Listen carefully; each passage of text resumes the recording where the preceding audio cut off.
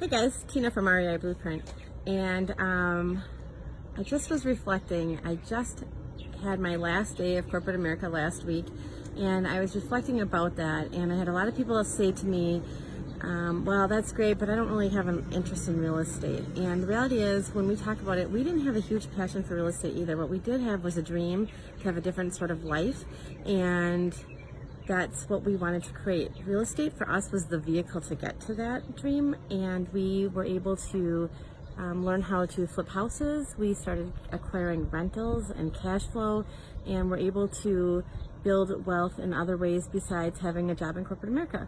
So I'm sitting here in this beautiful cabin area in Missouri, and so excited for our new life that we got here through real estate.